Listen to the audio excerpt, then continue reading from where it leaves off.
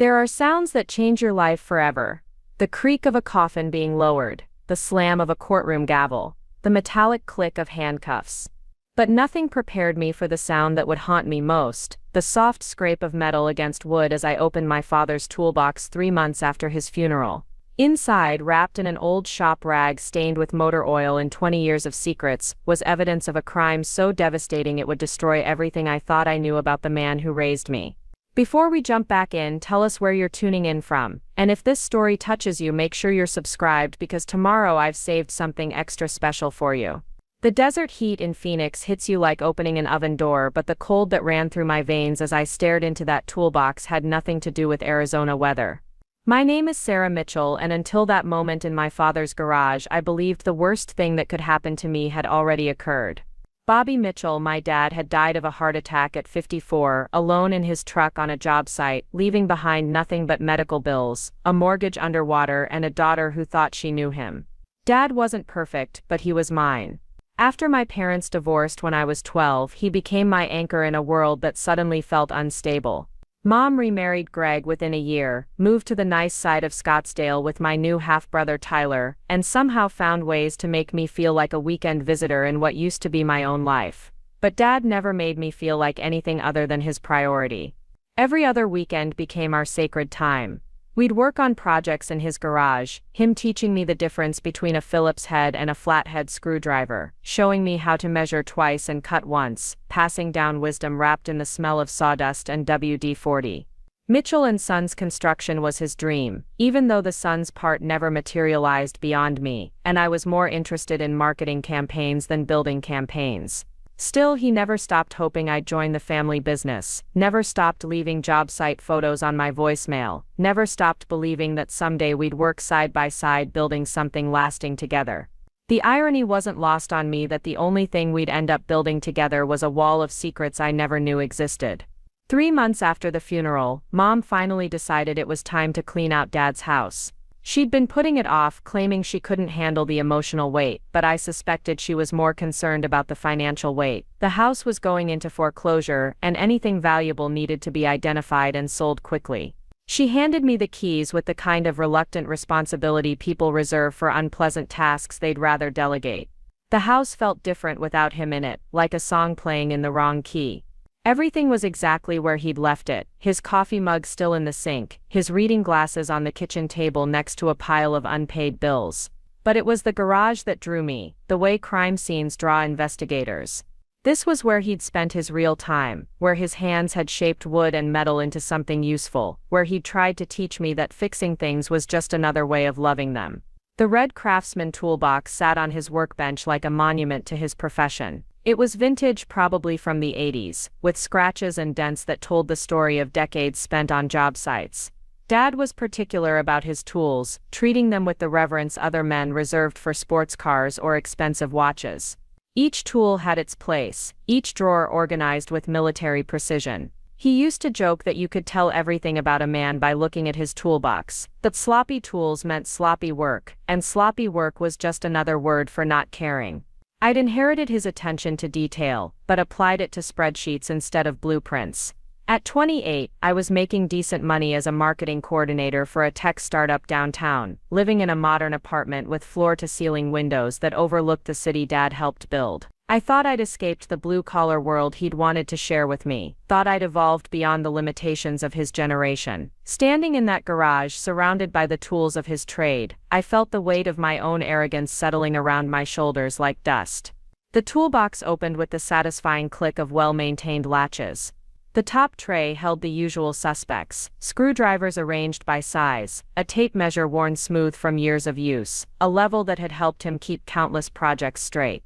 But as I lifted the tray, my fingers brushed against something that didn't belong. Wrapped in an oil-stained shop rag and tucked beneath the bottom layer of tools was a manila envelope, thick with documents and photographs that would change everything I thought I knew about Robert Mitchell. The first photograph made my hands shake. It showed a young woman, maybe early 20s, with long dark hair and a smile that seemed forced. She was standing next to a car I recognized, Dad's old pickup truck from the early 2000s, the one he'd sold when I was in high school. But this wasn't a casual snapshot. Something about her posture, the way her eyes seemed to avoid the camera, the slight bruising on her wrist that was barely visible, unless you knew to look for it, suggested this wasn't a happy memory being preserved. The next photo showed the same woman, but now she looked different. Scared. Her hair was shorter, messier, and there were visible marks on her face that makeup couldn't quite hide. She was standing in front of what looked like a construction site, and in the background, just barely visible, was the Mitchell & Sons logo on a trailer. My father's business. My father's job site. My father's truck parked nearby. But it was the third photograph that made me drop the envelope, scattering its contents across the concrete floor of the garage. The woman was lying on what appeared to be a hospital bed, unconscious, with medical equipment surrounding her. Her face was swollen almost beyond recognition, and there were tubes and wires connecting her to machines I didn't want to understand. At the bottom of the photograph, in Dad's familiar handwriting, were the words Riverside General, March 15, 2003, and below that, in letters that seemed to burn themselves into my vision, I'm sorry.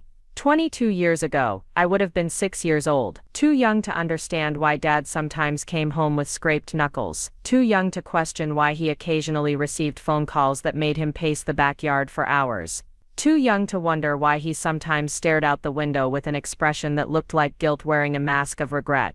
But I wasn't 6 anymore, and the pieces of a puzzle I never knew existed were starting to form a picture I didn't want to see. The documents beneath the photographs told a story that contradicted every memory I had of the man who'd raised me. Police reports filed and then mysteriously withdrawn. Hospital records showing injuries consistent with prolonged physical abuse. A restraining order that had been filed but never served. And at the bottom of the pile, a handwritten letter addressed to Angel in my father's careful script. I know you'll never forgive me, the letter began, and you shouldn't. What I did was unforgivable, and what I didn't do was worse. Preparing and narrating this story took us a lot of time, so if you are enjoying it, subscribe to our channel. It means a lot to us. Now back to the story. I was supposed to protect you, but instead I became the thing you needed protection from. The money I'm sending isn't enough, could never be enough, but it's all I can give you now. I know you moved away, changed your name, started over, and I hope you found the peace I stole from you. I think about you every day, about who you might have become if I hadn't broken the person you were trying to be. I'm not asking for forgiveness because I don't deserve it. I'm just asking you to know that not a day goes by that I don't wish I could take it back, could be the man you deserved instead of the monster I was. The letter was dated just 6 months before Dad's death, which meant whatever had happened between him and this woman named Angel had haunted him for over 2 decades. But who was she? How had their paths crossed? And why had he kept this secret locked away in his toolbox like some kind of shrine to guilt? More photographs revealed more pieces of the story. Construction sites where Dad had worked in the early 2000s. Timesheets showing Angel Martinez as a temporary employee, one of the few women working in the male-dominated world of commercial construction. Pay stubs showing she'd worked for Mitchell & Sons for almost 8 months before disappearing from the records entirely. And then tucked behind everything else, the document that made my blood run cold. It was a copy of a missing persons report filed with the Phoenix Police Department on March 20, 2003, just 5 days after the date on the hospital photograph. Angel Martinez, age 22, had been reported missing by her sister after failing to show up for work or return phone calls for 3 days. The report noted that she'd been the victim of domestic violence in the past, that she'd recently started a new job with a construction company, and that her car had been found abandoned in the parking lot of Riverside General Hospital. The case had been classified as voluntary disappearance after investigators determined she'd withdrawn money from her bank account and purchased a bus ticket to Los Angeles. But looking at those hospital photos, seeing the extent of her injuries, reading the guilt in my father's letter, I knew Angel Martinez hadn't disappeared voluntarily. She'd run for her life, and the man who'd made running necessary was the same man who'd taught me to ride a bike, helped me with homework, and promised me that good men protect the people they love. The garage suddenly felt smaller, the Arizona heat more oppressive, the smell of motor oil more nauseating. I was sitting on the concrete floor, surrounded by evidence of a crime that had been buried for 22 years, holding photographs that proved the father I'd idealized was capable of violence I couldn't reconcile with my memories. Every bedtime story he'd told me, every birthday cake he'd helped me blow out, every moment of pride I'd felt when introducing him to friends, all of it was now contaminated by the knowledge of what those same hands had done to a woman who'd trusted him as her employer. But the most devastating discovery was still waiting at the bottom of the envelope. Copies of money transfers, dozens of them, showing payments sent to an account registered under the name Angela Morris in Los Angeles. The payments started in March 2003, just days after the missing person report, and continued monthly for 19 years, only stopping 3 months before Dad's death. The amounts varied, sometimes $500, sometimes $1,000, but they never stopped coming. Every month for nearly 2 decades, my father had sent money to the woman he'd brutalized, not out of generosity, but out of guilt, so consuming it had apparently driven him to bankruptcy. The medical bills I'd assumed came from his heart attack, the mortgage payments he'd struggled to make, the reason he'd never taken a vacation or bought himself anything nice. It all made sense now. He'd been paying for his crimes, literally and emotionally, for most of my adult life. The man I'd thought was struggling financially because construction work was unpredictable had actually been struggling because he was supporting 2 households, keeping his victim alive, while slowly killing himself with the weight of what he'd done. My phone was in my hand before I'd consciously decided to pick it up. The numbers 911 seemed to glow on the screen, but my fingers hesitated over the call button. Once I made this call, there would be no taking it back. Once I involved the police, Dad's secret would become public knowledge, his reputation would be destroyed, and I'd have to live with being the daughter who'd exposed her father's crimes. But looking at those photographs again, seeing the fear in Angel's eyes, remembering the bruises, and the hospital equipment, and the letter that confirmed my worst suspicions, I knew there was only one choice I could live with. Detective Maria Santos arrived 45 minutes after my call, accompanied by a crime scene photographer and a records specialist, who looked like she'd been pulled away from her weekend plans. Detective Santos was younger than I'd expected, maybe mid-30s, with sharp eyes that seemed to catalog every detail of the garage, before focusing on me with an intensity that made me suddenly aware of how I must look, sitting on a concrete floor, surrounded by evidence of a decades-old crime, clutching photographs, like they were toxic waste. "Mitchell," she said, her voice carrying the kind of professional compassion that comes from years of delivering bad news to people who aren't prepared to receive it. "I understand you've discovered some disturbing materials related to your deceased father. Before we begin, I want you to know that nothing you show me today will reflect on you personally. You're not responsible for actions that occurred when you were a child, and you're doing the right thing by calling us." The next 3 hours passed in a blur of questions, photographs and forms that officially transformed my father from a deceased parent into a suspected criminal. Detective Santos examined each piece of evidence methodically, asking clarifying questions about dates and locations, taking notes in a handwriting so neat it could have been printed. The crime scene photographer documented everything, the camera flash creating stark shadows that made the garage feel more like a morgue than a workspace. "Based on what you've shown me today," Detective Santos finally said, closing her notebook and fixing me with those sharp eyes, "we'll be reopening the Angel Martinez missing person case and investigating it as a potential assault and kidnapping.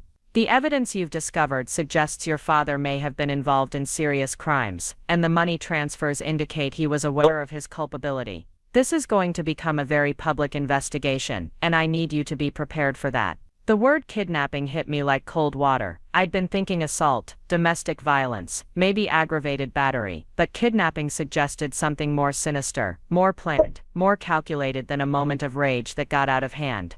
Detective Santos must have seen the shock on my face because she leaned forward, her expression softening slightly.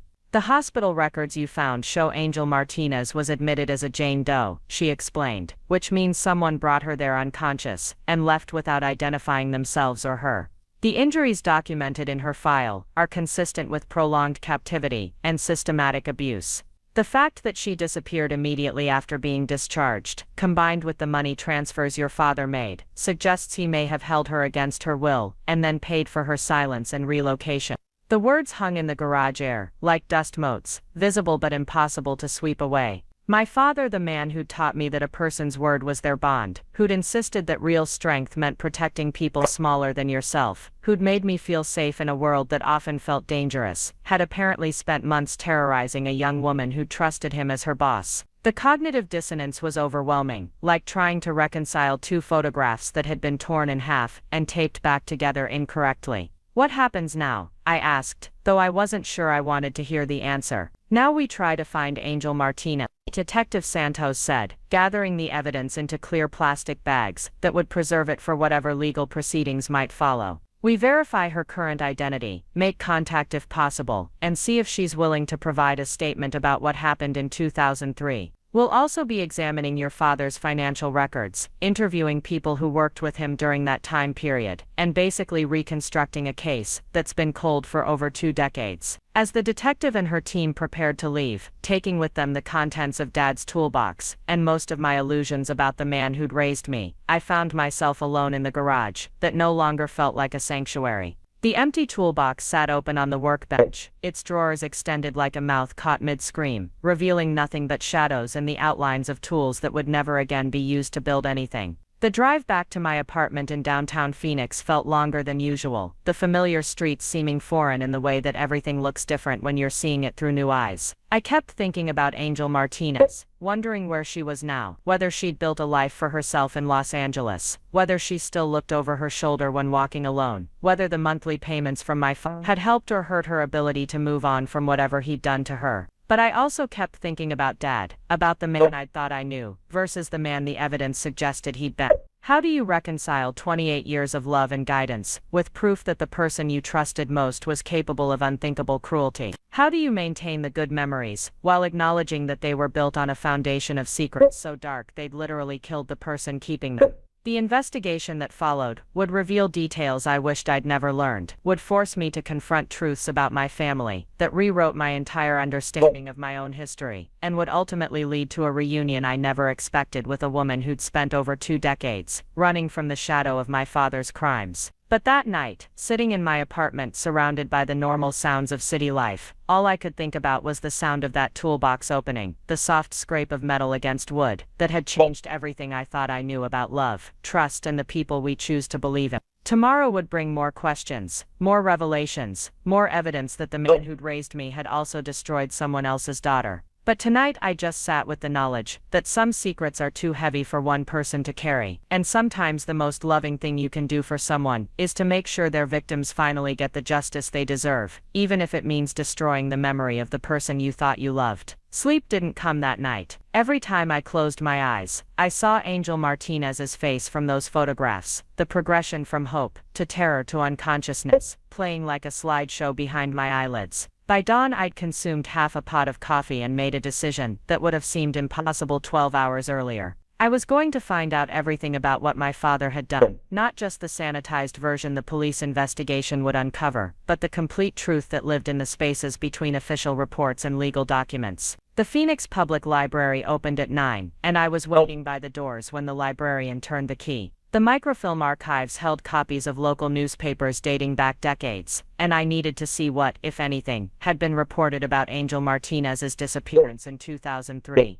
The machine hummed to life as I scrolled through March editions of the Arizona Republic, searching for any mention of a missing construction worker or a Jane Doe found at Riverside General. What I found was worse than some. There was coverage, but it painted a picture so different from the evidence in Dad's toolbox that it felt like reading about a completely different case. "Local woman leaves town after workplace accident," read the headline from March 25, 2003. The article was brief, clinical, and devastating in its implication. According to the report, Angel Martinez had been injured in a fall at a construction site, treated at Riverside General, and subsequently decided to relocate to California to live with relatives while recovering from her injuries. The article quoted Detective Frank DiMaggio, Dad's business partner, describing Angel as a troubled young woman who'd had some personal difficulties, and expressing hope that the change of scenery would give her a fresh start. There was no mention of missing person reports, no suggestion of foul play, no indication that anything more sinister than a workplace accident had occurred. Someone had managed to control the narrative completely, turning what the evidence suggested was kidnapping and assault into a story about a woman making a voluntary decision to start over somewhere else. But the most chilling detail was buried in the final paragraph. The article mentioned that Mitchell and Sons Construction had generously established a fund to help with Angel's medical expenses and relocation costs, describing it as an example of how local businesses take care of their employees during difficult times. Those monthly payments Dad had been making weren't guilt money or hush money. They were being portrayed as corporate charity, a benevolent gesture that painted him as a caring employer, rather than the criminal the evidence suggested he was. The realization hit me like physical weight settling on my chest. This hadn't been a crime of passion that spiraled out of control.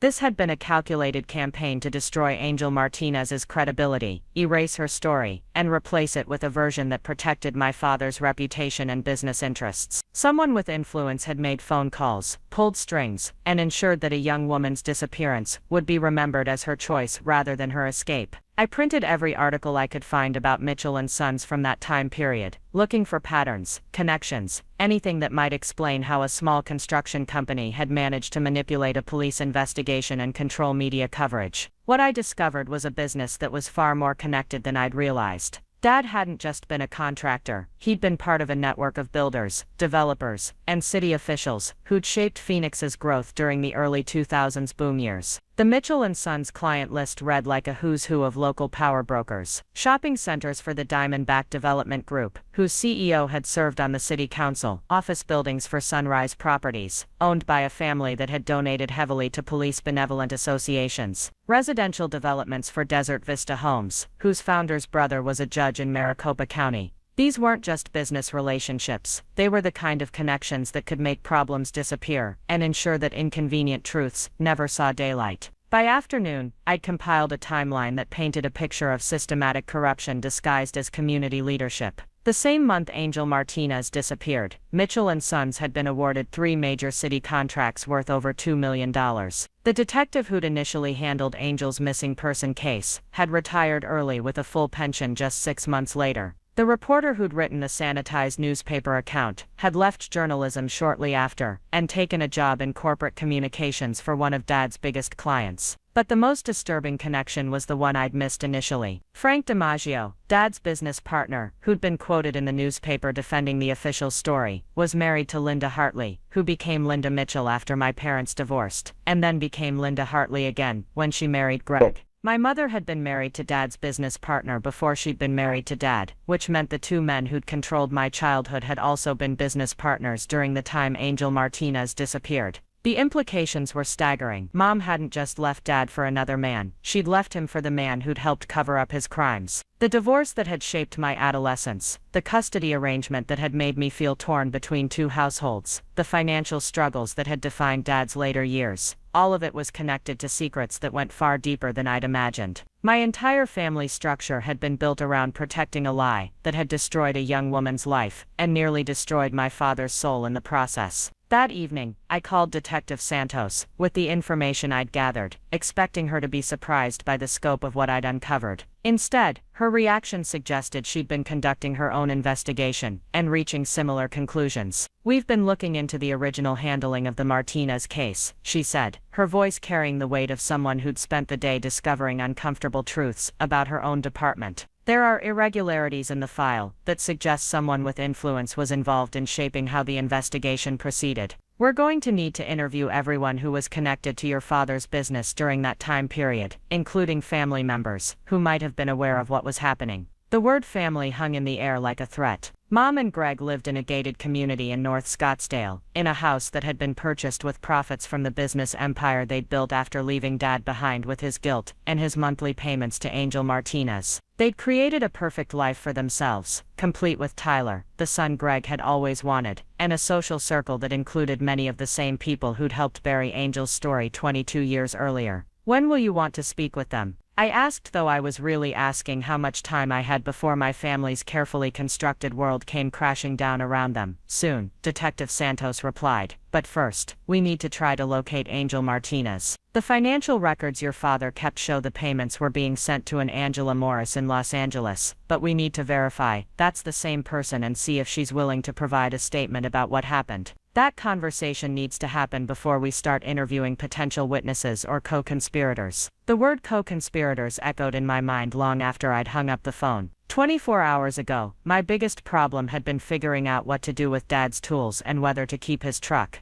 Now I was facing the possibility that my entire family had been involved in covering up crimes that had haunted my father for decades and destroyed a young woman's faith in justice. But there was something else, a detail that had been nagging at me since I'd first seen those photographs. Angel Martinez had been 22 when she disappeared, just 6 years older than I was at the time. Looking at her face in those early pictures, I could see something familiar in her features, something that reminded me of someone I couldn't quite place. The dark hair, the shape of her eyes, the stubborn set of her jaw, when she wasn't smiling, it all seemed connected to a memory I couldn't access directly. Part 3, the present moment setup. The call from Detective Santos came at 7 in the morning, 3 days after I'd handed over the contents of Dad's toolbox. I was already awake, staring at my laptop screen where I'd been researching private investigators in Los Angeles, trying to figure out how to find Angela Morris on my own if The police investigation stalled. The detective's voice was tense, professional, but underneath the official tone I could hear something that sounded like excitement mixed with dread. "We found her," she said without preamble. "Angela Morris is Angel Martinez, and she's agreed to speak with us. But there's something you need to know before we proceed. She asked specifically to meet with you first, alone, before she'll provide an official statement to the police." The request hit me like cold water. Why would a woman who'd been brutalized by my father want to meet with me? What could I possibly offer her except apologies for crimes I hadn't committed and explanations for behavior I couldn't understand? But even as these questions raced through my mind, I knew I had to say yes. Angel Martinez had spent 22 years carrying secrets that had shaped my entire life without me knowing it. If she was finally ready to tell her story, the least I could do was listen. "She's flying in tomorrow," Detective Santos continued. "She wants to meet at Steele Indian School Park at 2 o'clock near the Memorial Garden. She said she'll recognize you from your social media photos, and she'll be wearing a red baseball cap. Miss Mitchell, I have to advise you that this meeting could be emotionally difficult for both of you. She's been through trauma that's directly connected to your father, and learning the details of what happened may change how you remember him permanently." As if my memories of Dad hadn't already been shattered beyond repair. But I understood what the detective was really saying. Up until now, I'd been dealing with evidence, documents, photographs that suggested terrible things had happened. Tomorrow, I'd be facing the living person those terrible things had happened to, and there would be no more room for doubt or denial, or the small hope I'd been harboring that maybe the evidence was somehow misleading. The park was busier than I'd expected for a Tuesday afternoon, filled with joggers and dog walkers and mothers pushing strollers along the winding paths. I'd arrived early, partly from nervousness, and partly because I needed time to prepare myself for a conversation I had no idea how to navigate. The Memorial Garden was quieter, a circular space surrounded by desert plants, and marked with stones bearing the names of people who died too young. It felt appropriate somehow, meeting in a place dedicated to remembering the dead, considering that Angel Martinez had been declared dead by my father's actions even though she'd survived them. She appeared at exactly 2 o'clock, walking slowly along the path that led to the garden, her red baseball cap pulled low over her face. Even from a distance, I could see the resemblance to the young woman in those photographs, but 22 years had changed her in ways that went beyond simple aging. She moved with the careful awareness of someone who'd learned to scan for threats, to position herself near exits, to never fully relax even in public spaces. Her voice was softer than I'd expected, with a slight accent that suggested she'd spent time in places where Spanish was spoken as often as English. "Thank you for coming. I wasn't sure you would." "Thank you for asking to meet," I replied, though the words felt inadequate for the moment. "I'm sorry about what my father did to you. I know that doesn't change anything, but I needed you to hear it." Angel smiled, but it was the kind of smile that held more sadness than joy. "Your father said a lot of things too, especially toward the end. The letters he sent with the money, they were full of apologies and regret. But words don't erase scars, and money doesn't give you back the person you were before someone broke you." We sat on a bench facing the memorial stones, 2 women connected by violence neither of us had chosen but both of us had been shaped by. Angel was smaller than I'd expected, probably 5 feet 4 inches and slender in the way that suggested someone who'd learned to take up as little space as possible. Her hands were steady as she pulled a manila folder from her purse, but I could see the tension in her shoulders, the way she kept glancing around to make sure we were alone. "The police told you what they found in your father's toolbox," she said, "but they didn't tell you everything, because they don't know everything yet. There are parts of this story that only I can tell you. Things that your father never wrote down because they were too terrible to put on paper. The folder contained copies of documents I hadn't seen before. Medical records from multiple hospitals, not just Riverside General. Photographs that showed injuries in various stages of healing, chronicling weeks of systematic abuse. And at the bottom, a single sheet of paper that made my hands shake as I read it. It was a birth certificate for a child born at Riverside General, on March 14, 2003, one day before the date on the hospital photograph I'd found in Dad's toolbox. The mother was listed as Angel Martinez. The father was listed as unknown. The child's name was Robert Angel Martinez, and according to the certificate, he'd been placed for adoption immediately after birth. Your father didn't just assault me, Angel said, her voice steady despite the magnitude of what she was revealing. He held me for almost 4 months, from November 2002 until March 2003. I was pregnant when it started, about 6 weeks, from a relationship with someone I'd been dating before I started working for Mitchell & Sons. But your father convinced himself the baby was his, that I was carrying his child, and that gave him the right to control every aspect of my life. The memorial garden suddenly felt smaller, the desert heat more oppressive, the sound of distant traffic more intrusive. I was sitting next to a woman who'd been imprisoned by my father, who'd given birth while being held captive, who'd been forced to give up her child, because she couldn't provide for him while running for her life. The man who'd taught me to ride a bicycle, had stolen someone else's pregnancy, had turned what should have been joy into terror, had made motherhood into a nightmare this woman had been living with for over 2 decades. The money he sent, I managed to say, though my voice sounded strange to my own ears, was it for you or for the baby? Both, Angel replied. The adoption was arranged through a lawyer who was connected to your father's business associates. The family who took Robert knew some version of the truth, enough to understand that his mother was in danger and couldn't maintain contact. The monthly payments were split between an account for me and a trust fund for him. Your father may have been a monster, but he was a monster who understood he'd created responsibilities he needed to fulfill. The weight of this revelation settled over me like a physical presence. Somewhere in the world, probably in Los Angeles based on the financial records, there was a 22-year-old man, who was my half-brother, whose existence had been hidden from me for my entire life, whose mother was sitting next to me in a memorial garden, explaining how my father had destroyed her life, before he'd even been born.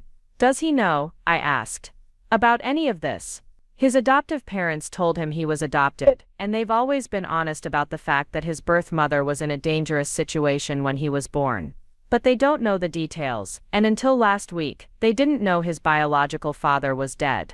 The lawyer who arranged the adoption contacted them when the police started asking questions about the financial transfers. That's how I found out about your father's death, and that's how I found out someone had discovered his secret. Angel reached into her purse and pulled out a photograph, recent and obviously digital, showing a young man who looked so much like my father at that age that it took my breath away. Same dark hair, same stubborn jawline, same eyes that seemed to see more than they revealed. He was wearing graduation robes, and smiling at the camera with the kind of confidence that comes from being raised by people who love you unconditionally. His name is Bobby Morris now, Angel said, watching my face as I stared at the photograph. He just graduated from UCLA, with a degree in engineering, and he's never known a day of violence or fear in his life. His parents, David and Maria Morris, they're good people who've given him everything I couldn't.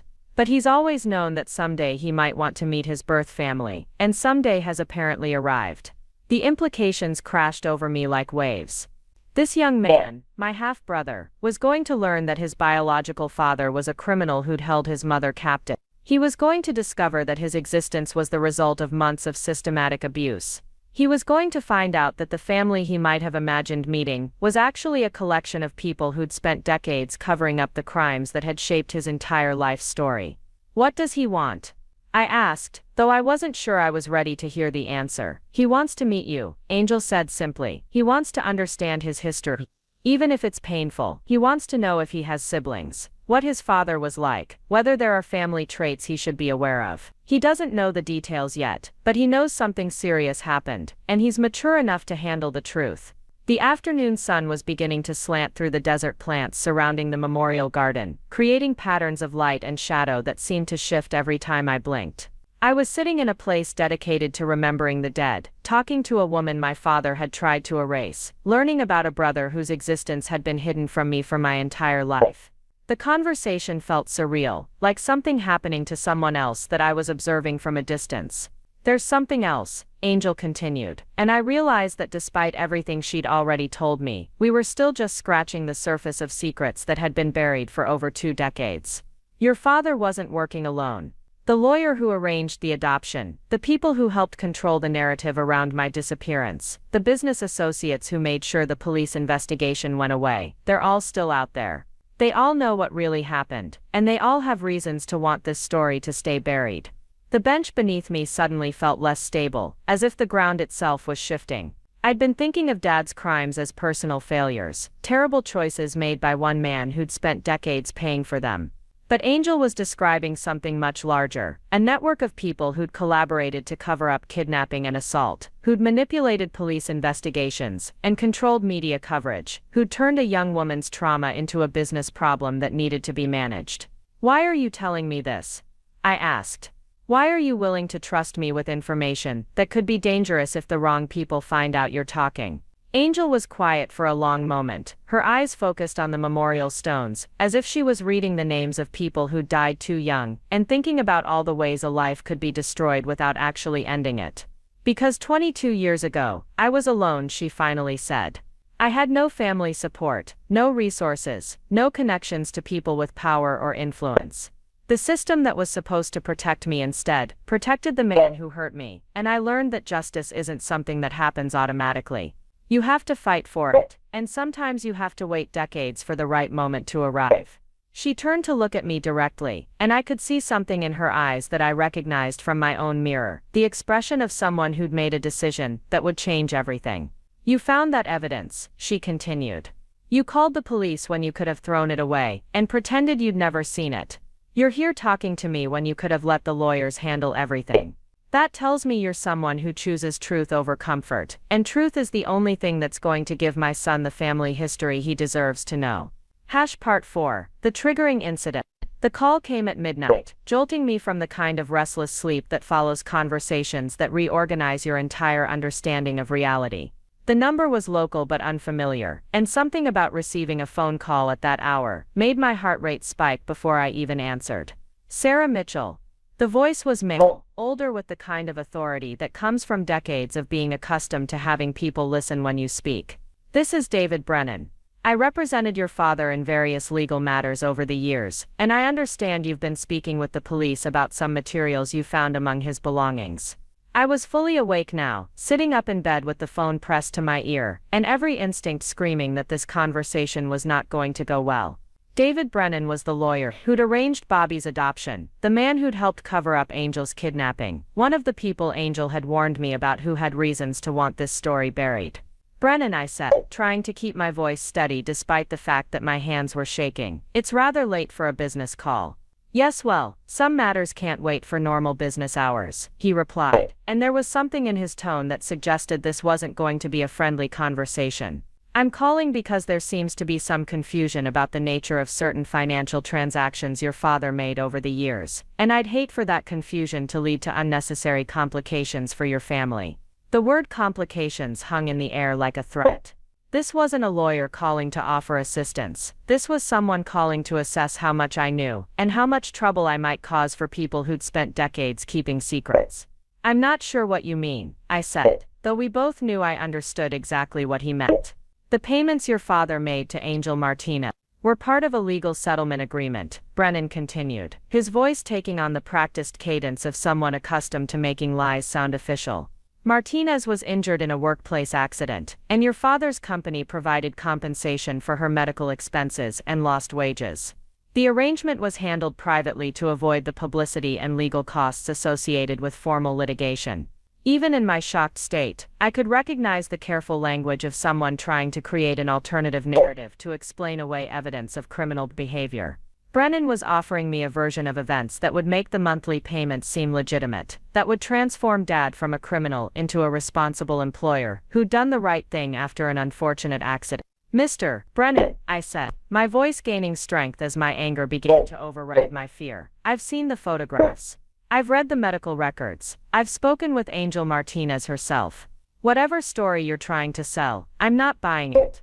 The silence that followed lasted long enough for me to wonder if he'd hung up, but when he spoke again, his tone had shifted from authoritative to openly threatening. Miss Mitchell, I think you may be underestimating the complexity of the situation you're involving yourself in. The people who helped arrange Miss Martinez's relocation and ongoing support include individuals with significant influence in this community.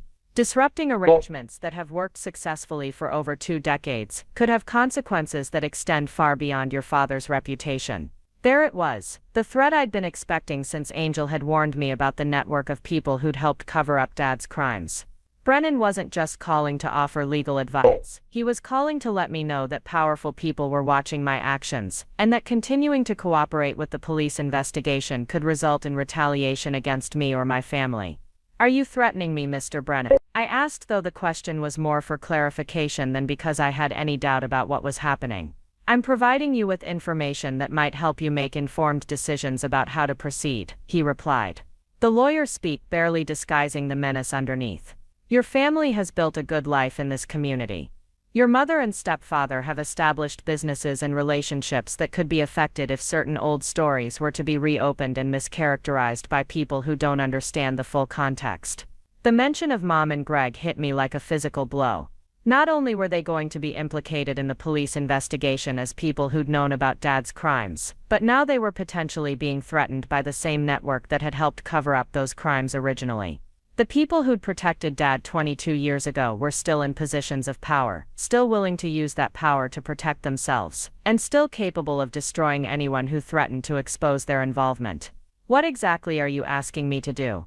I said, though I already knew the answer. I'm suggesting that you might want to reconsider the wisdom of pursuing this matter further, Brennan replied. The materials you found were private correspondence related to a legal settlement. Turning them over to the police was understandable given your emotional state following your father's death, but continuing to cooperate with an investigation based on misunderstandings could cause unnecessary harm to everyone involved, including Miss Martinez herself. The suggestion that cooperating with the police might harm Angel was particularly disgusting, considering that this man had helped orchestrate the cover-up that had forced her to live in hiding for over 2 decades. But I could hear the calculation in his voice, the assumption that I would prioritize my family's comfort over a stranger's justice, that I would choose the easier path of letting sleeping dogs lie rather than risking conflict with powerful people. Mr. Brennan, I said, surprised by how calm my own voice sounded, I think this conversation is over. If you want to discuss this matter further, you can contact me through my attorney. You may want to think carefully about whether involving more lawyers is really in your best interest, he replied. But I'd already ended the call, and was staring at my phone's screen, watching his number disappear, as if the conversation had never happened. But of course it had happened, and it represented a line being crossed that changed everything about how I understood the situation I'd stumbled into.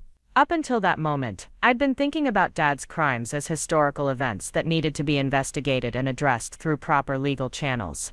Now I was being actively threatened by people who'd spent decades covering up those crimes, and who were apparently willing to escalate their efforts to keep them buried. The next morning brought confirmation that Brennan's call hadn't been an isolated incident. I woke up to find 3 missed calls from unknown numbers, 2 voicemails that were just dial tones followed by hang-ups, and a text message from a number with no identifying information that simply read, "Think carefully about the choices you're making." At work, my assistant mentioned that someone had called asking detailed questions about my schedule and whether I typically left the office for lunch. When I arrived home that evening, I noticed that the lock on my apartment door looked different, as if someone had been practicing picking it, and there were subtle signs that someone had been inside while I was gone. Nothing was missing, nothing was obviously disturbed, but the violation was clear. I called Detective Santos immediately, but her response was what I'd expected and dreaded. "We can file a report about the threatening phone call and the possible break-in," she said, "but unless we have specific evidence of who's responsible, there's not much we can do beyond increasing patrols in your area. The people you're dealing with are sophisticated enough to know how to intimidate without crossing lines that would give us grounds for immediate action." That evening, I made a decision that would have seemed impossible just a week earlier. I called Angel Martinez and asked if I could meet with Bobby Morris, my half-brother whose existence I'd learned about less than 24 hours earlier. If the people who'd covered up Dad's crimes were escalating their efforts to silence me, I needed to understand the full scope of what they were protecting against. "Are you sure you're ready for that?" Angel asked, her voice carrying the concern of someone who understood exactly how overwhelming the truth could be. "Meeting Bobby means learning details about what happened that I haven't told you yet. It means accepting that your father's crimes were more extensive than you've realized, and it means acknowledging that the family you thought you knew was built on lies that destroyed multiple lives." "I'm sure," I said, though I wasn't sure of anything except that I couldn't continue living with partial knowledge while people with the power to destroy my life were actively threatening me for seeking the truth. "He's driving up from Los Angeles tomorrow," Angel said. "He wants to meet at the same place we met, in the Memorial Garden. But Sarah, once you have this conversation, there's no going back to not knowing. Are you prepared for that?" The question echoed in my mind long after I'd hung up the phone. Was I prepared to learn details that would make the evidence I'd already seen seem manageable by comparison? Was I ready to meet a brother whose existence proved that Dad's crimes had created another victim, another person whose life had been shaped by violence they'd never chosen? Was I strong enough to handle whatever additional secrets were waiting to be revealed? The answer was probably no, but the alternative was living with the knowledge that I'd chosen ignorance over truth, comfort over justice, and my own peace of mind over the right of victims to finally be heard. 24 hours earlier, I'd been a woman dealing with the aftermath of her father's death, and the discovery of his secret crimes. Now I was someone being actively threatened by powerful people who had every reason to want me silenced, and who were apparently willing to escalate their tactics to protect secrets they'd been keeping for over 2 decades. But I was also someone who'd inherited more than just my father's tools. I'd inherited his stubbornness, his refusal to back down when he believed he was right, and his understanding that some things were worth fighting for regardless of the personal cost. The difference was that I was going to use those traits to fight for justice rather than to cover up crimes, to protect victims rather than to silence them, and to ensure that the truth finally had a chance to be heard by people who had the power to act on it. The Memorial Garden tomorrow would witness another conversation that would change everything I thought I knew about my family, my history, and myself. But this time, I wouldn't be walking into it blind. This time, I'd be walking into it with the knowledge that powerful people were watching, that my choices had consequences that extended far beyond my own life, and that sometimes the most important decisions are the ones that feel impossible to make. Part 5. The Origin Foundation. Bobby Morris looked exactly like the photographs Angel had shown me, but seeing him in person was like encountering a ghost made flesh. He had Dad's bone structure, the same way of holding his shoulders when he was thinking, the same unconscious habit of running his hand through his hair when he was nervous. But there was something in his expression that Dad had never possessed, a kind of openness that comes from being raised by people who answer questions honestly and don't require you to navigate hidden currents of anger and resentment. He was waiting by the memorial stones when I arrived, dressed in jeans and a UCLA engineering department t-shirt, looking every inch the successful college graduate his adoptive parents had raised him to be. When he saw me approaching, he stood up with the kind of tentative smile that suggested he was as nervous about this meeting as I was. "Sarah," he said, extending his hand in a gesture that was formal but warm. "I'm Bobby. This is kind of surreal, isn't it?" The handshake lasted a moment longer than necessary, both of us studying each other's faces for family resemblances, and trying to process the fact that we were siblings who'd lived 28 and 22 years respectively, without knowing the other existed. His grip was firm, calloused in the way that suggested he'd inherited Dad's affinity for working with his hands despite being raised in a completely different environment. "Thank you for coming," I said, though the words felt inadequate for the magnitude of what we were both walking into. "Angel told me you wanted to understand your history, even if it turned out to be difficult." "She told me some of it," Bobby replied, his voice carrying the careful control of someone who'd been preparing himself for bad news. "She said our father held her against her will for several months, that I was born while she was being held captive, and that she had to give me up for adoption because she was running for her life when I was born. But she also said there were details she thought I should hear from you, things about what kind of man he was and what kind of family I'm connected to." We sat on the same bench where Angel and I had talked the day before, 2 young adults connected by violence that had shaped both our lives in completely different ways. Bobby had been raised by people who'd loved him unconditionally, who'd given him every opportunity to succeed, who'd created a stable foundation that had allowed him to become everything Dad had probably hoped I would become. Meanwhile, I'd been raised by the man who'd committed the crimes that necessitated Bobby's adoption, shaped by secrets I hadn't known existed, carrying guilt for actions I hadn't committed, but that had defined my father's entire adult life. "What do you remember about him?" Bobby asked, and I realized that despite everything I'd learned about Dad's crimes, I was still the only person who could tell this young man what it had been like to be Robert Mitchell's child during the years when he was trying to live with what he'd done. "He was complicated," I said, trying to find words that were honest without being cruel. "He loved me, I know that much. He taught me practical things, how to fix things that were broken, how to solve problems by thinking them through systematically. He was patient when he was teaching, and he never made me feel stupid for asking questions or making mistakes." Bobby nodded, taking notes in a small notebook he'd pulled from his pocket. "The adoptive family information said he was in construction. Was he successful? Was he respected in the community?" The questions were innocent enough, but they highlighted the complexity of trying to explain a man who'd been simultaneously a devoted father and a violent criminal. How do you tell someone that their biological father was skilled at his profession, but used those same skills to construct a prison for their mother? How do you explain that he was respected by clients and employees who never knew about the crimes he was committing in private? "He was very good at his work," I said carefully. "People trusted him to build things that would last, and he took pride in delivering Projects on time and under budget. But there was always something underneath, a kind of tension that I didn't understand at the time. He worked too much, worried too much about money, and sometimes I'd catch him staring out the window with an expression that looked like he was carrying weight that was too heavy for one person to handle." "Guilt," Bobby said simply. "He was carrying guilt about what he'd done to my mother." The directness of the statement was startling. This young man had been told that his existence was the result of months of systematic abuse, and he was processing that information with a maturity that suggested his adoptive parents had prepared him well for difficult truths. But there was something else in his voice, a note of sadness that suggested he was grieving for the father he might have had if circumstances had been different. "Angel said he sent money every month," Bobby continued. "For both of us, to help with my upbringing and to support her while she was in hiding. That suggests he understood he'd created responsibilities he needed to fulfill, even if he couldn't undo the harm he'd caused." I pulled out copies of the financial records Detective Santos had given me, showing Bobby the pattern of payments that had continued for almost 20 years. The amounts varied depending on what he could afford, but they never stopped coming.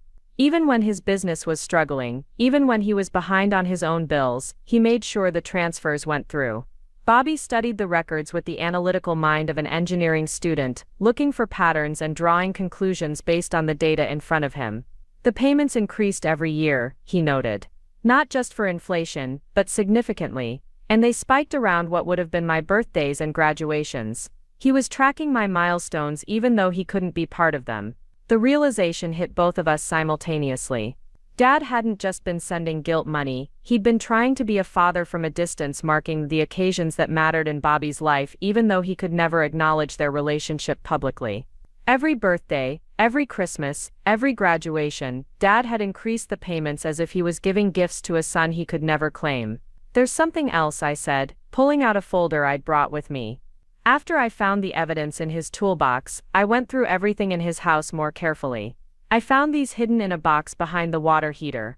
The photographs I showed Bobby were different from the ones that documented Angel's injuries. These were pictures of him, obviously taken from a distance with a telephoto lens, chronicling his growth from toddler to teenager.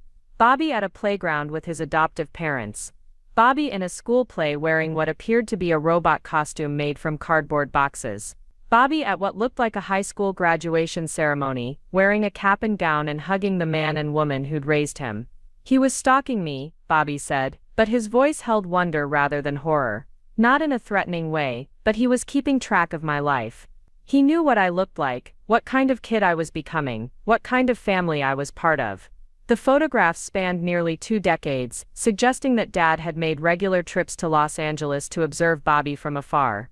Some were clearly taken at public events, school functions where any parent might be present with a camera. Others appeared to be shot from vehicles parked across the street from houses or schools, suggesting a more deliberate surveillance that must have required significant planning and travel time.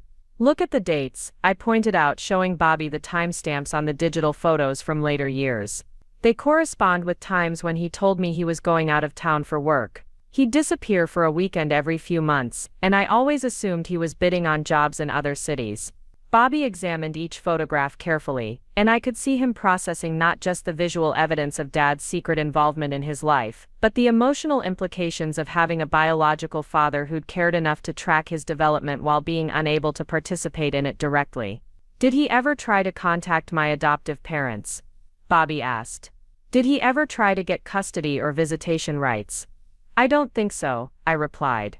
"Based on what Angel told me, the adoption was arranged specifically to keep you safe from the situation she was escaping. Your adoptive parents knew your mother was in danger, but they didn't know the details of who was threatening her. If Dad had tried to establish legal rights, it would have exposed the truth about why the adoption was necessary." We sat in silence for several minutes, both of us processing the complexity of a situation where a man's love for his son had been inextricably tangled with the crimes that had made his son's adoption necessary. Dad had wanted to be part of Bobby's life, but his own actions had made that impossible. He'd found a way to contribute financially to Bobby's upbringing, but only by maintaining the fiction that he was paying for Angel's medical care, rather than acknowledging their biological relationship. "Can I ask you about your childhood?" Bobby said eventually. "What was it like being raised by him? Was he ever violent with you or your mother?" The question forced me to examine memories I'd been avoiding since discovering the contents of Dad's toolbox. Had there been signs of the capacity for violence that I'd missed or explained away? Had the man who'd brutalized Angel ever shown glimpses of that same potential for cruelty in his interactions with his legitimate family? "He never hit me," I said slowly, trying to be honest about the distinctions that mattered. "He never even raised his voice to me actually. But there was always an undercurrent of anger in our house, especially during my parents' marriage. He and Mom fought constantly, usually about money, or his work schedule or decisions she thought he was making without consulting her." I paused, remembering arguments I'd overheard as a child, the tension that had filled our house during the months leading up to my parents' divorce. Mom used to accuse him of having secrets, of making financial decisions that didn't make sense, of being obsessed with work in ways that suggested he was hiding something. At the time I thought she was just being paranoid or controlling, but now I realize she was probably picking up on signs that he was leading a double life. Bobby made more notes, his engineering mind apparently approaching this family history as a problem to be solved through careful analysis of available data. "When did your parents divorce?" "I was 12, so that would have been 2009, about 6 years after Angel escaped and you were born. Mom married Dad's business partner Greg within a year, which meant the two men who controlled my childhood had been working together during the time when Dad was committing his crimes. The implication hung between us like a physical presence. If Dad's business partner had married Mom so quickly after the divorce, it suggested their relationship had been developing while she was still married to Dad. But more significantly, it meant Greg had been part of the business empire that had facilitated the cover-up of Angel's kidnapping and assault." "Do you think your mother knew?" Bobby asked, and I realized this was the question I'd been avoiding since I'd first learned about Dad's crimes. "I think she suspected something," I said slowly. "The financial irregularities alone would have been hard to hide completely. But I don't think she knew the specific details, and I definitely don't think she knew about you. She's not the kind of person who could have kept that secret for 22 years without it affecting how she treated me." Bobby nodded, but I could see him filing away information that would help him understand the family dynamics that had shaped the first half of his life, even though he'd been protected from experiencing them directly. His adoptive parents had given him stability and honesty that neither Dad nor Mom had been capable of providing during those same years. "Angel said there were other people involved in covering up what happened," Bobby continued. "A whole network of business associates and city officials who helped make sure the truth never came out." "Do you know who they were?" I told him about David Brennan's threatening phone call, about the evidence of intimidation tactics being used against me for cooperating with the police investigation, about the connections I'd discovered between Dad's clients and local power brokers who'd had the influence necessary to manipulate the original investigation. "So the people who helped cover up my mother's kidnapping are still in positions of power," Bobby said, his voice carrying a note of anger that was the first strong emotion he'd shown since we'd started talking. "They're still capable of threatening people who try to expose what they did, and they're still protecting each other 22 years later." "That's what it looks like," I confirmed. "And that's why Angel wanted you to understand the scope of what you're potentially walking into."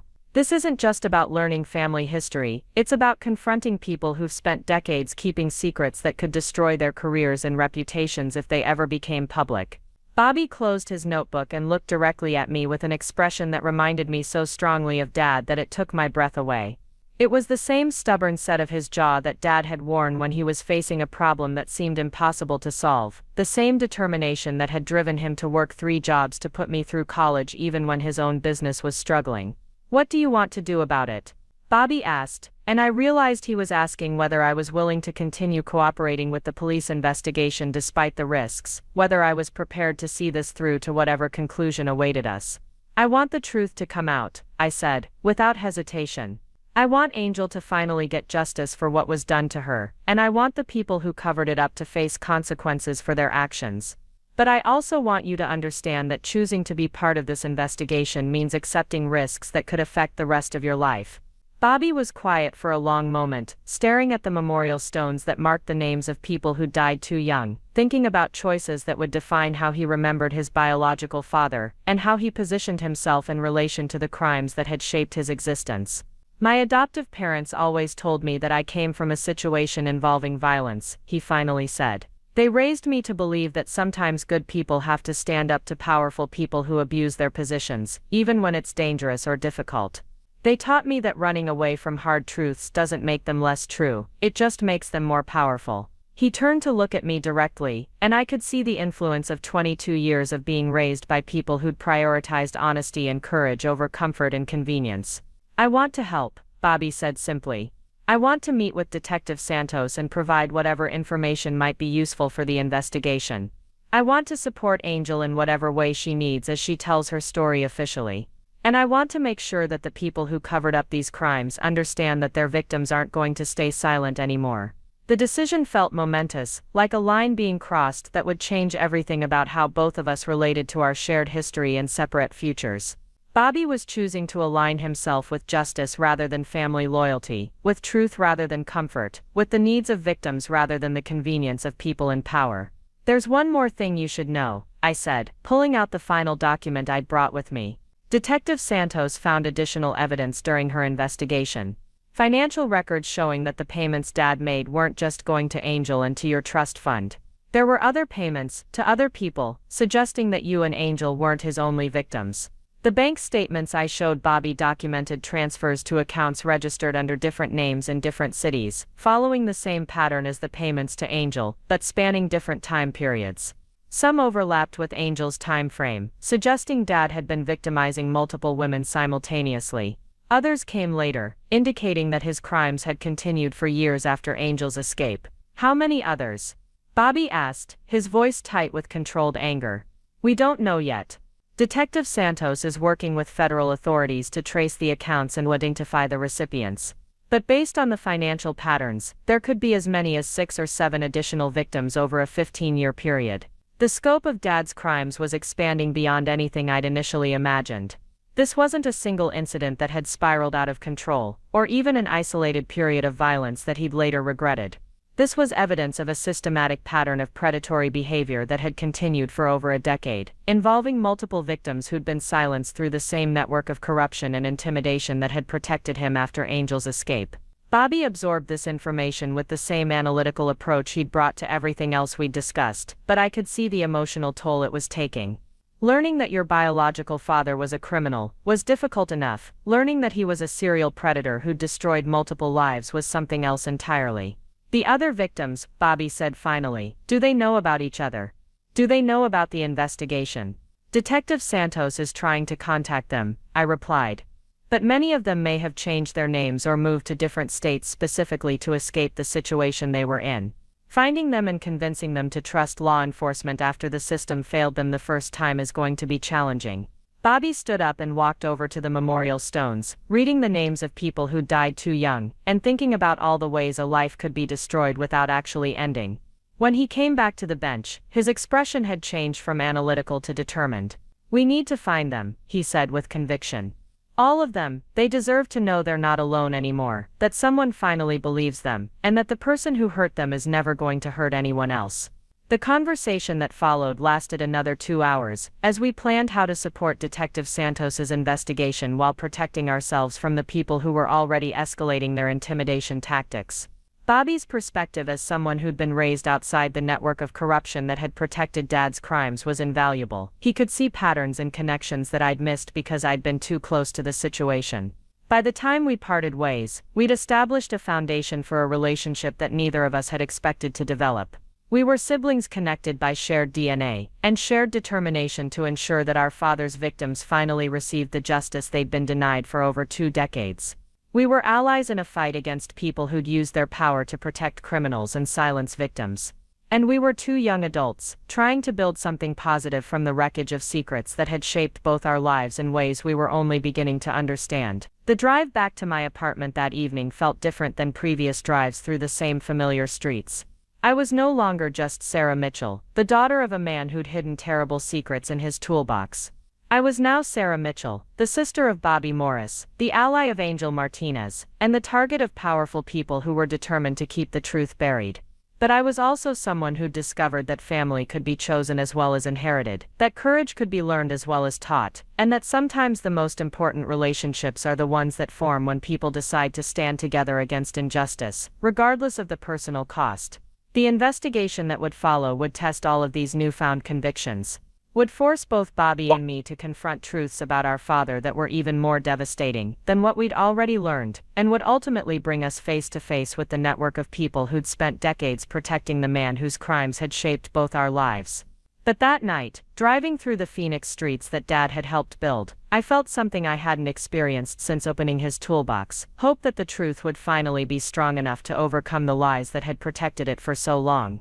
The courtroom was smaller than I'd expected, sterile in the way that government buildings always are, with fluorescent lighting that made everyone look pale and tired. 6 months had passed since that first phone call from Detective Santos, 6 months of investigations and depositions, and sleepless nights wondering whether we were strong enough to see this through to the end. Now sitting in the front row next to Bobby and Angel, watching David Brennan shuffle papers at the defendant's table while trying to maintain the dignified bearing of a man who wasn't about to be exposed as a co-conspirator in decades of criminal activity, I finally understood what justice actually looked like. It wasn't the dramatic courtroom scenes you see in movies, with passionate speeches and sudden revelations that change everything in an instant. Real justice was quieter, more methodical, built on thousands of small pieces of evidence that accumulated over months until the weight of truth became impossible to deny. Detective Santos had been relentless in tracking down the financial records, interviewing witnesses, and building connections between Dad's crimes and the network of people who'd helped him cover them up. The case that emerged was more comprehensive and more devastating than any of us had initially imagined. 7 additional victims had been identified, women ranging in age from 19 to 25, who'd worked for various construction companies connected to Mitchell and Sons between 2001 and 2015. Each had experienced some version of what Angel had endured, though the duration and severity varied depending on circumstances that seemed to follow no pattern, except Dad's opportunity and inclination. Some had been held for weeks, others for months. Some had escaped on their own, others had been released when Dad grew tired of them or found new targets.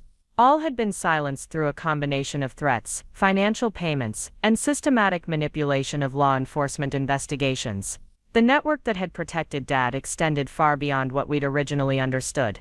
Brennan had been the central coordinator, using his legal expertise to arrange adoptions, relocations, and financial settlements that transformed criminal activity into civil matters, handled through private agreements.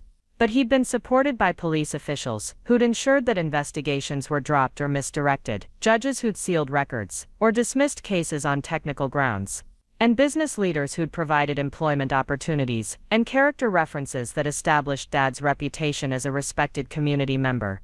Frank DiMaggio, Dad's business partner who'd eventually married my mother, had served as the operational coordinator, identifying potential victims among temporary employees and subcontractors, providing locations where women could be held without detection, and managing the logistics of cleanup operations when situations became too risky to maintain.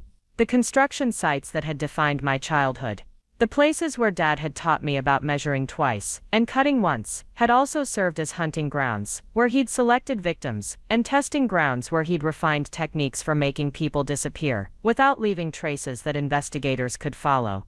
The financial scope of the cover-up operation was staggering. Over 14 years, more than $2 million had been paid to victims, their families, and various intermediaries, who'd helped maintain silence about crimes that should have resulted in multiple life sentences. The money had come from a combination of sources: legitimate business profits mixed with funds skimmed from city contracts and insurance settlements, creating a financing structure that had allowed the network to operate like a private justice system that served the interests of perpetrators rather than victims. But perhaps the most chilling discovery had been the documentation. Brennan had kept meticulous records of everything, apparently believing that detailed files would protect him if any member of the network ever decided to cooperate with law enforcement. His office safe had contained photographs, medical records, financial statements, and correspondence that chronicled every aspect of the operation, including planning documents for crimes that had never been committed, and contingency plans for situations that had never materialized.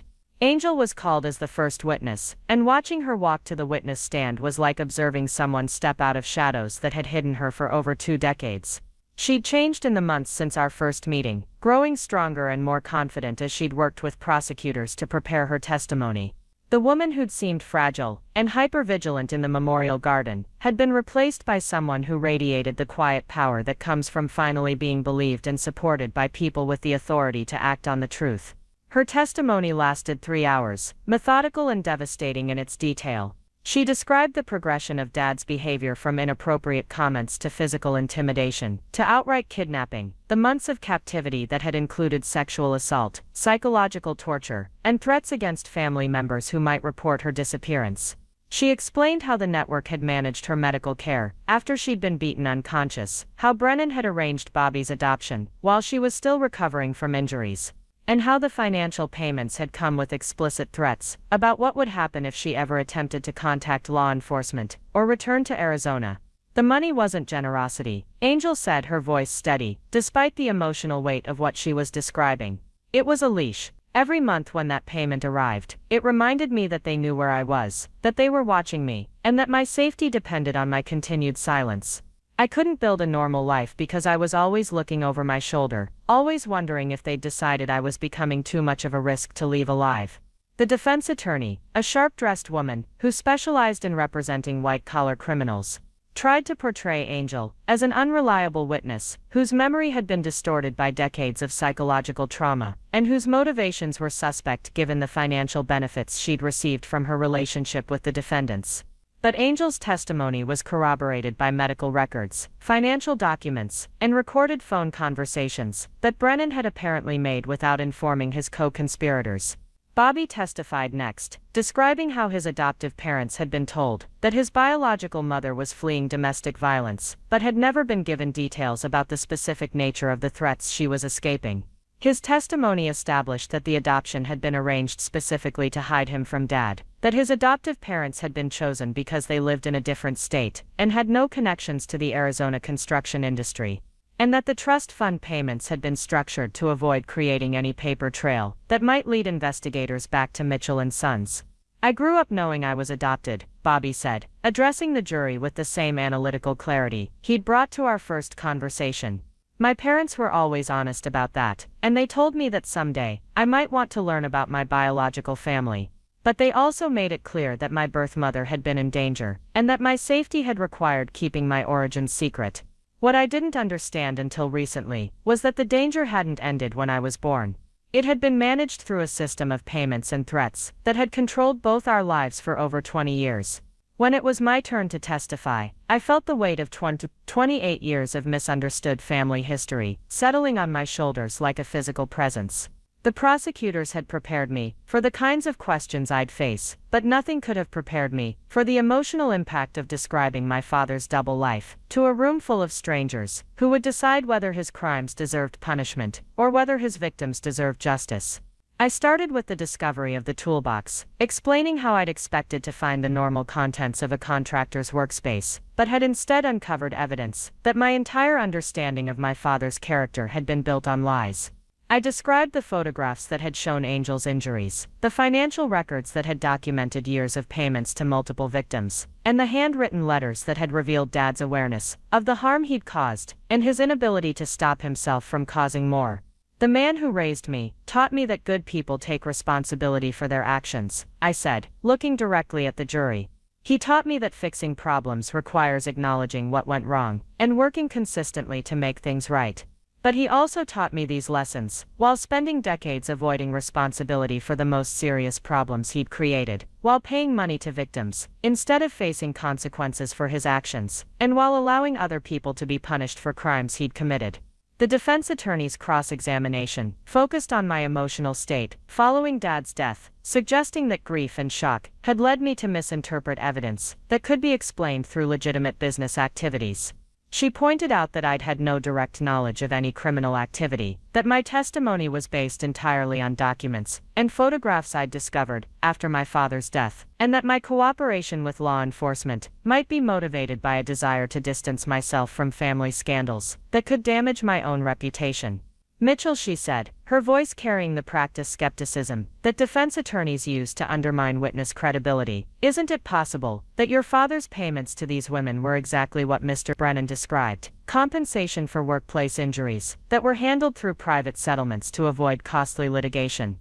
The question hung in the courtroom air like a challenge. And I realized that this was the moment when I had to choose between the comfortable lie that would protect my family's reputation and the difficult truth that would honor the suffering of women I'd never met, but whose pain had shaped my entire life. No, I said, my voice carrying more strength than I'd expected. Because workplace injury settlements don't require victims to change their names and move to different states, they don't involve threats against family members or surveillance photographs taken without consent. And they don't continue for decades after the original incident, escalating in amount based on birthdays and graduations of children who were supposedly unrelated to the person making the payments. The other victims testified over the next 3 days, each adding details that filled in gaps in the larger picture while establishing patterns that demonstrated the systematic nature of Dad's crimes and the network's response to them. Maria Santos, who'd worked as a translator for a subcontractor in 2007, described being held in the basement of a house that had been purchased through a shell corporation registered to one of Brennan's law firm clients. Jennifer Walsh, a temporary administrative assistant, explained how she'd been told that her family would be harmed if she ever reported what had happened to her during the 6 weeks she'd been missing from her job in 2012. Each testimony was devastating in its specificity, but together they created a composite picture of predatory behavior that had been enabled by people in positions of trust and authority. The women who'd survived Dad's crimes hadn't just been victimized by one individual, they'd been betrayed by an entire system that had prioritized the protection of powerful men over the safety of vulnerable women. The most damaging testimony came from Detective Raymond Torres, the original investigator who'd handled Angel's missing person case in 2003. Now retired and diagnosed with terminal cancer, Torres had decided to cooperate with prosecutors after being granted immunity for his role in the cover-up. His testimony revealed the specific mechanisms through which police investigations had been manipulated, how evidence had been suppressed or destroyed, and how pressure from senior officials had forced him to close cases that should have resulted in arrests and prosecutions. "I knew what I was doing was wrong," Torres said, his voice barely audible in the silent courtroom. "But I was a junior detective with a family to support, and I was told that pursuing these cases would end my career and potentially put my own family at risk. I told myself that the women were being compensated, that they'd agreed to private settlements, that justice was being served through channels that didn't require putting them through the trauma of public trials." His testimony established that the cover-up had extended to the highest levels of local law enforcement, involving police chiefs who'd received campaign contributions from businesses connected to the network. Prosecutors who'd been promised lucrative private sector jobs in exchange for their cooperation, and judges who'd been provided with information that could be used to blackmail them if they ever refused to cooperate with requests to dismiss cases or seal records. The scope of corruption was so extensive that federal authorities had been forced to bring in investigators from outside Arizona to ensure that the current prosecution wasn't compromised by ongoing relationships between defendants and local officials. The case had become more than a prosecution of individuals who'd covered up specific crimes. It had become an examination of how systems of power could be manipulated to protect criminals while silencing their victims. Brennan's defense strategy had initially focused on portraying him as a lawyer who'd been manipulated by his clients into believing that he was facilitating legitimate settlements rather than criminal cover-ups. But as the evidence mounted, his attorneys had shifted to arguing that he'd been coerced into participating by threats against his own family, that he'd been as much a victim of the network as the women whose suffering he'd helped conceal.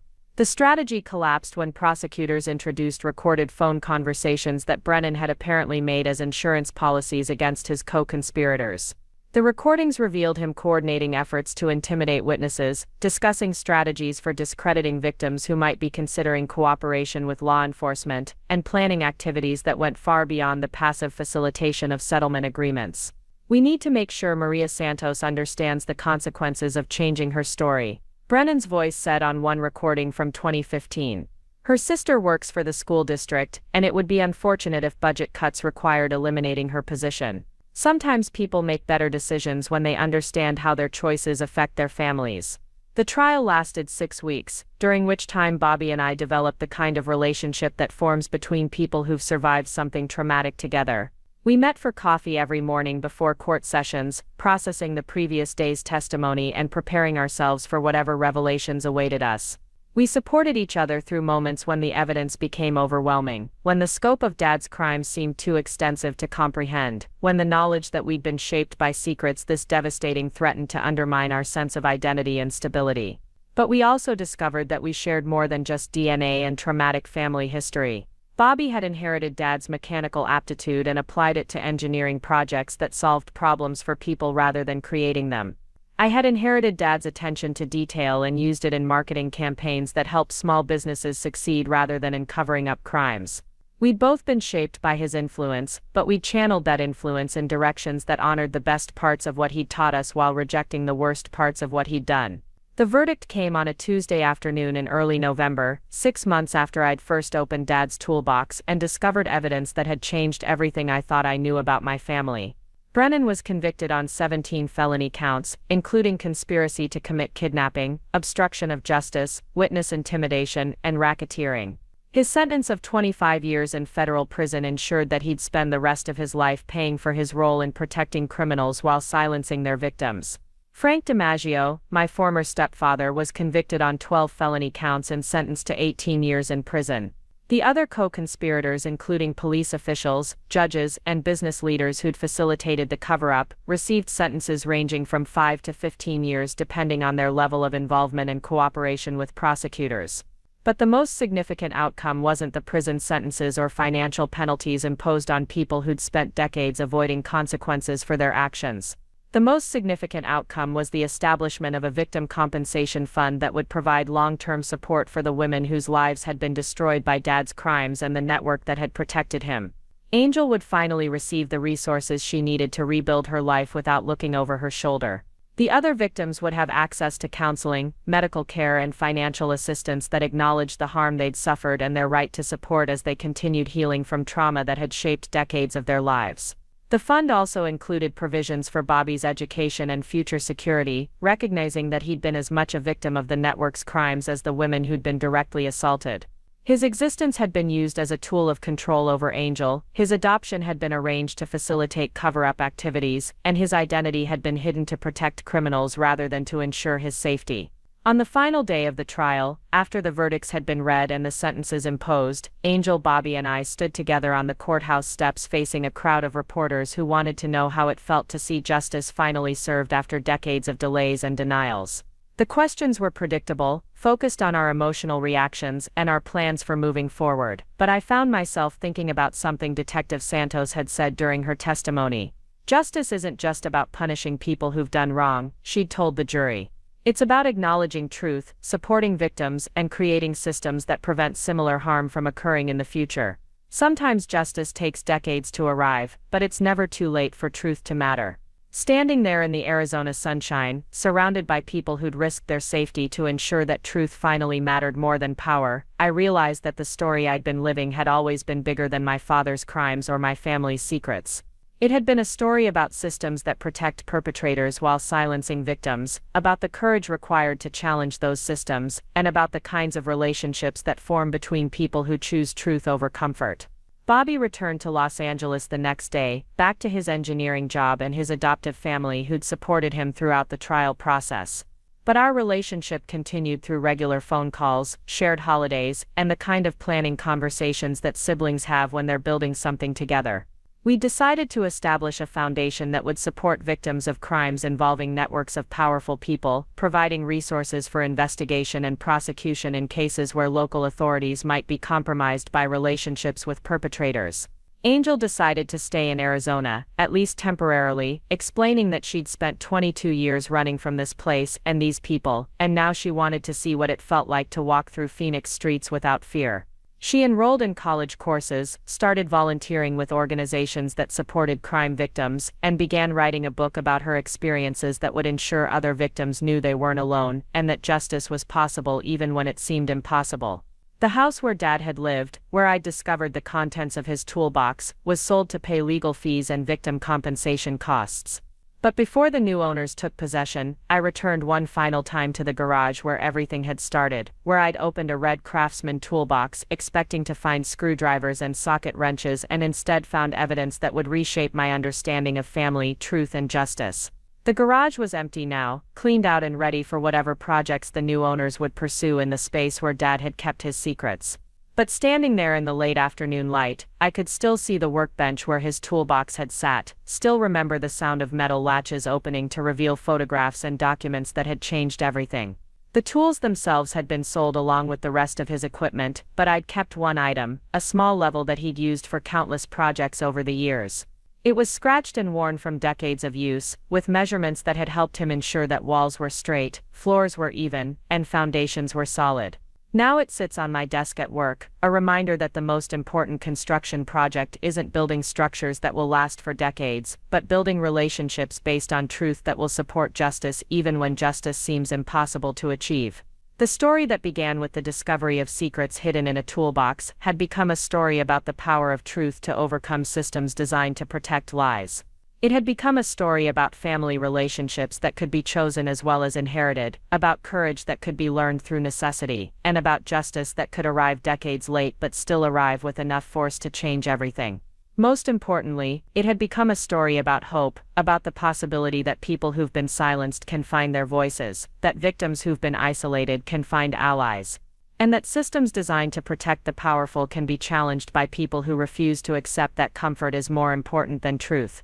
The red Craftsman toolbox that had started everything was now evidence in a federal case, locked away in a facility where it would remain until appeals were exhausted and sentences completed. But the tools it had contained, the evidence that had seemed too terrible to believe, had built something more lasting than any construction project Dad had ever completed. They'd built a foundation for justice that would support other victims, other families, other people who would someday find themselves facing impossible choices between protecting comfortable lies and pursuing difficult truths. 5 years have passed since the trial ended, 5 years since I stood on those courthouse steps trying to explain to reporters how it felt to watch justice finally arrive for crimes that had shaped my entire life without my knowledge. The Phoenix skyline has changed during those years, new buildings rising where Dad's construction company once worked, new developments sprawling across desert land that holds memories of violence most people will never know existed. But the changes that matter most aren't visible from the outside. Angel kept her promise to herself about staying in Arizona long enough to walk through Phoenix streets without fear. She earned her degree in social work, established a nonprofit organization that provides support services for victims of organized crimes, and published a memoir that became required reading in criminal justice programs across the country. Her book titled Hidden in Plain Sight, Surviving a Network of Silence, has helped hundreds of other victims understand that their experiences weren't isolated incidents but part of larger patterns of abuse that require systemic responses rather than individual solutions. She bought a house in Tempe, not far from the university, where she teaches part-time courses on victim advocacy and trauma-informed investigation techniques. The house has a large garden where she grows vegetables and flowers, a visible symbol of her ability to nurture life after spending decades running from people who'd tried to destroy hers. She visits Bobby in Los Angeles several times a year, and he comes to Phoenix regularly, their relationship having evolved into something that resembles what a normal mother-son connection might have looked like if circumstances had been different. Bobby completed his master's degree in structural engineering and now works for a firm that specializes in designing buildings for earthquake-prone areas, applying his skills to create structures that can withstand forces trying to bring them down. He married a woman named Elena, who works as a prosecutor specializing in human trafficking cases, and they're expecting their first child in the spring. When Bobby told me Elena was pregnant, he also told me he'd chosen names that honor both the family that raised him and the family he'd discovered through tragedy. If the baby is a boy, they'll name him David Morris Mitchell, combining his adoptive father's name with Dad's surname but claiming it for something positive. If it's a girl, they'll name her Hope Angela Morris, acknowledging both Angel's strength and their shared belief that difficult truths can lead to better futures. The foundation Bobby and I established has grown beyond what either of us initially envisioned. The Mitchell-Morris Foundation for Justice provides funding for investigations into cases where local authorities may be compromised by relationships with perpetrators, legal support for victims who've been silenced through intimidation or financial coercion, and educational programs that teach people how to recognize and report signs of organized criminal activity. We've assisted with 17 major investigations across 12 states, helping to expose networks of corruption that had operated for years without detection. Our most recent case involved a construction company in Nevada that was using immigrant workers as victims of forced labor while bribing immigration officials to avoid investigations. The patterns were depressingly familiar: powerful people exploiting vulnerable populations while using their connections to law enforcement and local government to avoid consequences. But this time, instead of decades of silence followed by accidental discovery, the crimes were exposed and prosecuted within 18 months of our initial involvement. I left my marketing job 2 years ago to work full-time for the foundation, using the skills Dad had taught me about systematic problem-solving to develop strategies for dismantling criminal networks rather than for promoting consumer products. The work is harder than anything I'd done previously, emotionally demanding in ways that require constant attention to self-care and boundaries. But it's also more meaningful than anything I'd imagined possible, knowing that the worst chapter of my family's history has become the foundation for work that prevents similar harm from happening to other families. My relationship with Mom and Greg required years of difficult conversations before we found a way to coexist peacefully. Mom's initial response to the trial had been denial and anger, accusations that I'd destroyed the family's reputation for attention or money or revenge against people who'd tried to protect me from painful truths. It took time for her to understand that the family's reputation had been built on lies that required other people's suffering to maintain, and that protecting those lies meant continuing to harm people who'd already been victimized. Greg's involvement in the cover-up network had been more extensive than any of us initially realized, though his cooperation with prosecutors eventually resulted in a reduced sentence of 3 years in federal prison. He served 18 months before being released on parole, and he now works as a construction supervisor for a company that builds affordable housing for veterans. His marriage to Mom survived, though they moved to a smaller house in a different part of the city and maintain much lower profiles than they'd enjoyed during their years as successful business owners. Tyler, my half-brother who was 16 when everything exploded into public view, struggled initially with learning that his father had been involved in covering up serious crimes. He spent a year in counseling, working through anger and confusion about family loyalty versus moral responsibility, about loving people who'd done terrible things, and about carrying a family name that had become associated with corruption and violence. He's now studying criminal justice at Arizona State University, planning to become a detective who specializes in investigating crimes involving official corruption. The relationships within our reconstructed family are complicated but honest in ways they never were before the truth came out. We gather for holidays and birthdays, including Bobby and Angel, in celebrations that acknowledge both the harm that brought us together and the healing that's allowed us to build something positive from that foundation. These aren't the comfortable family gatherings of people who've never faced serious challenges together. These are the deeper connections of people who've chosen to love each other despite knowing the worst truths about their shared history. Detective Santos retired from the Phoenix Police Department after receiving recognition for her work on our case, but she continues working as a consultant for federal agencies investigating organized criminal activity. She's become something of a legend in law enforcement circles, known for her ability to trace financial networks and identify corruption patterns that less experienced investigators might miss. She sends me updates on cases where techniques developed during our investigation have been applied to expose other criminal networks, proof that the lessons learned from Dad's crimes continue to prevent new victims from suffering similar harm. The impact of our case extended far beyond the individual prosecutions and prison sentences. The systemic corruption that had protected Dad's network led to comprehensive reforms in how Arizona handles cases involving potential conflicts of interest between law enforcement officials and local business leaders. New protocols require outside investigators for cases where victims report that local authorities are reluctant to pursue charges against prominent community members. Victim advocacy organizations now receive state funding to provide independent support services that don't depend on cooperation from potentially compromised local officials. Most significantly, the case established legal precedents for prosecuting criminal networks that operate across multiple jurisdictions while using corruption to avoid detection. Federal authorities now have expanded powers to investigate situations where patterns suggest that local corruption may be protecting criminal activity, and victims have additional legal options for seeking justice when local systems fail them. But the changes that matter most to me personally are quieter and more private. I've learned that family isn't just about shared DNA or shared history, but about shared commitment to truth and justice even when those commitments require difficult choices. Bobby and I have become genuine siblings, not because we were raised together, but because we chose to stand together when standing together was the only way to ensure that victims received the justice they deserved. I've learned that healing from trauma doesn't require forgetting what happened or forgiving people who've caused harm, but it does require refusing to let that harm define the boundaries of what's possible in the future. Angel's strength in rebuilding her life, Bobby's determination to use his talents for positive purposes, and even Tyler's decision to pursue a career fighting corruption all demonstrate that people can transform their worst experiences into sources of wisdom and motivation for helping others. I've learned that courage isn't the absence of fear, but the decision to act according to your values even when acting requires facing consequences that seem overwhelming. Opening Dad's toolbox and calling the police was terrifying, but it was also the most important decision I've ever made, the choice that allowed me to become someone I could respect rather than someone who'd chosen comfort over truth. Most importantly, I've learned that justice delayed isn't necessarily justice denied, that systems designed to protect the powerful can be challenged and changed by people who refuse to accept that victims should suffer in silence to preserve other people's comfort. The women who'd been harmed by Dad's crimes had waited decades for anyone to believe them, to support them, and to hold their attackers accountable. When that support finally arrived, it arrived with enough force to change not just their individual circumstances, but the systems that had failed them.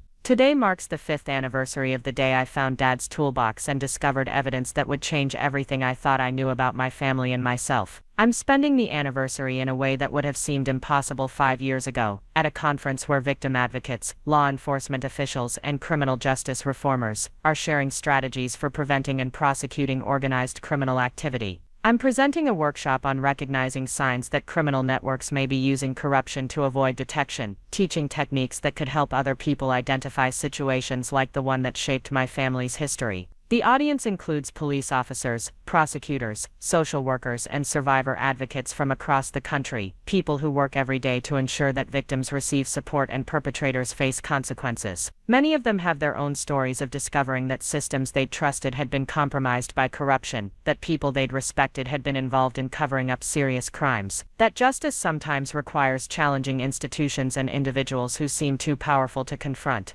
During the question and answer session, a young woman raises her hand and asks how I maintain hope when working on cases that reveal such extensive corruption and systematic failure. It's a question I've been asked many times over the past 5 years, and my answer has evolved as I've gained experience and perspective on what we've accomplished and what still needs to be done. Hope isn't something you maintain by ignoring difficult realities, I tell her, thinking about Angel's garden in Tempe, Bobby's building designs that can withstand earthquakes, and Tyler's plans to become a detective who fights corruption. Hope is something you build by refusing to accept that those realities can't be changed. Every case we investigate successfully, every victim who receives support, every corrupt official who faces consequences, creates evidence that change is possible even when change seems impossible. After the conference ends, I drive to the memorial garden where Angel and I first met, where Bobby and I planned our strategy for supporting the investigation, where we made decisions that transformed our shared trauma into shared purpose. The desert plants are blooming, small flowers that seem impossibly delicate for such harsh conditions, but that return every year, despite heat and drought and soil that seems too poor to support life. I think about Dad's toolbox, now stored in a federal evidence facility, and about the tools it contained that were supposed to help him build things that would last. He'd taught me that the most important skill in construction was using the right tool for the job, but he'd never taught me that the most important skill in life was choosing jobs that were worth doing. The evidence he'd hidden in that toolbox had given us the tools we needed to build something he'd never intended, a foundation for justice that would support other victims and challenge other networks of corruption. The sun is setting over the Phoenix skyline, casting long shadows across the memorial garden where people come to remember loved ones who died too young, but I'm not here to remember the dead. I'm here to celebrate the living, the survivors who found their voices, the allies who chose truth over comfort, and the possibility that even the worst secrets can become sources of strength when they're finally brought into the light. My phone buzzes with a text message from Bobby, a photo of him and Elena at their doctor's appointment, the ultrasound image that shows their baby developing normally, growing strong despite the complicated family history that will someday require explanation. The message includes a note that makes me smile, teaching this kid about tools that build rather than tools that destroy.